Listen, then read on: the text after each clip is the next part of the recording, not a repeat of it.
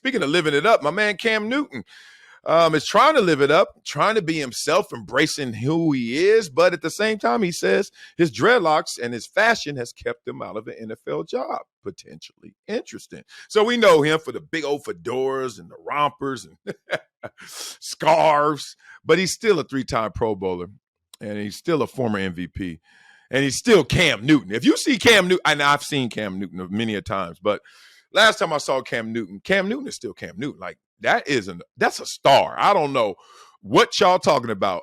Tremendous career. Obviously playing quarterback is weird because if that was just any other position, you'd be like, amazing career. That's it. But when you play quarterback, it's like, you can still be playing. You can still be at it. Like, what's going on, Cam? Even though his style of play obviously may undermine that. But he should still be out there. But sometimes people think, and he thinks that he's not out there just because of cosmetic reasons, right?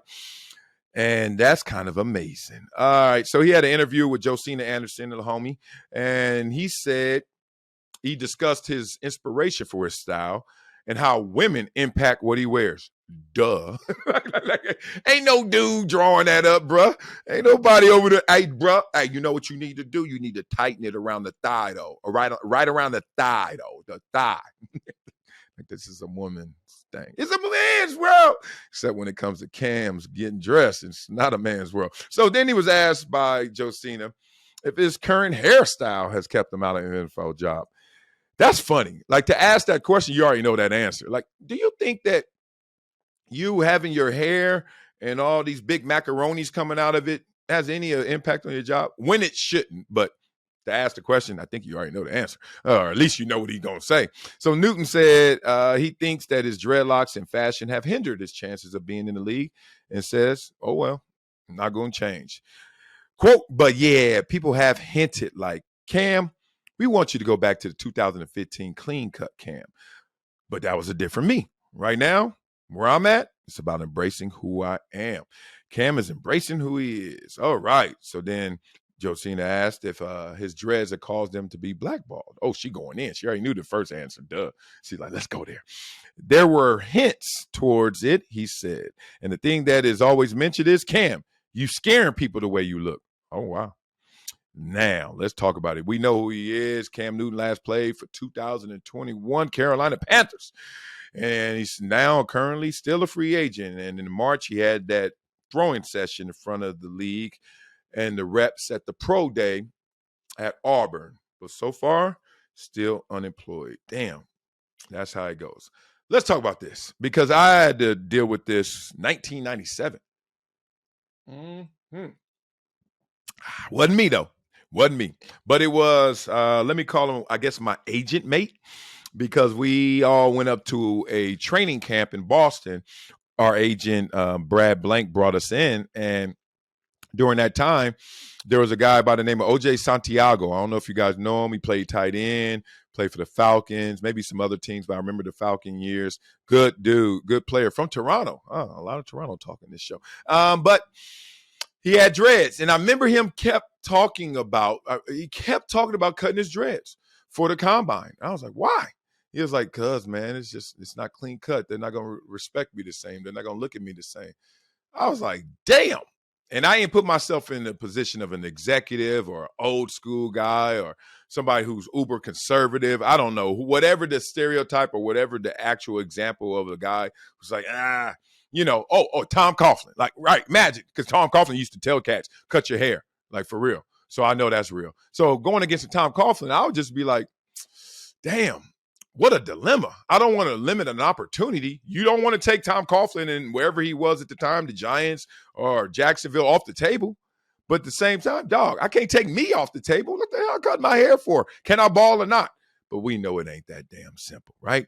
And that's what I hate, when it's not that damn simple. Like, you actually got to go through more of the rigors and the issues and perception than in reality.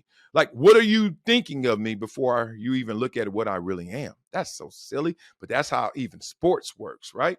Oh, we can't bring in Cam. He doesn't have the personality of a backup. Is he a better backup than the one you got? You don't want to answer that question? He can squeeze the dreads into the helmet, damn it. And that's what I hate, and I'm sure Cam Newton hates as well. But we all have made choices just to fit in and just to go by the rules. High school, I had to wear a uniform. And our uniform was what was it, a polo shirt and khakis.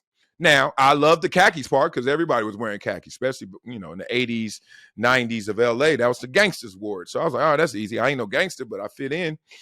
Now, that polo, I was like, but I wear some button-down shirts, and I pulled a Will Smith on them, looking like I went to all those cross colors and remember them stores and all that stuff. So I look like that little dancing dude. All right.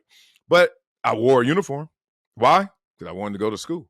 Because I wanted to stay in school, stay enrolled, right? In the pro level, this is a little different. Like earrings. Some coaches like, man, you wearing earrings. What's that about? Are you wearing gold chains and stuff?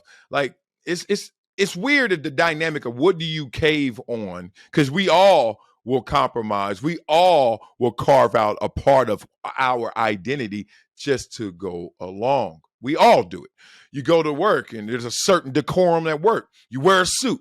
You don't wear suits everywhere else. You wear a suit at work. What are you doing? You're wearing a work suit. You're wearing a work dress, right? You go into this function and you see at the bottom attire and you wear that attire that is suggested. We all do it. So why do we then take it to where, nah, I'm going to embrace who I am. I'm going to be me and I'm not going to carve that out. I'm not going to compromise that. Like you are greater than your hair. Like my hair is bald. I have none. I grow a fro tomorrow. And I have that fresh hair that my hair is so fresh that I can make it huge and it won't be hard to manage. Like for real. My sister was jealous of me. My mama used to comb my hair out in like 10 minutes. My sister be there for 8 hours. I was like, you tender-headed. Not me. Got that good fresh. So like whatever that is, you could say all that stuff. I'm like, those are expressions of who I am. But who I am is a greater core than those expressions. I used to have 5 earrings, y'all. 3 in one, 2 in the other, and a nose ring. I don't wear none of that no more. I got 2 tattoos I wish I could take off yesterday, right? And I know I can, but that sounds like it hurts. And what's the point? You're going to see like white out on my black arm. So that's silly. But this whole embracing who I am is now turning into embracing my expression of who I am, which is not fully who you are, right? Because you express yourself differently, right? Some places you curse, some places you don't. Some places you go highbrow, some places you go downtown lowbrow. Some places you just whatever, dog. Stop spell checking, stop word checking. Yo, I say double negatives, whatever. You know what I mean? Like,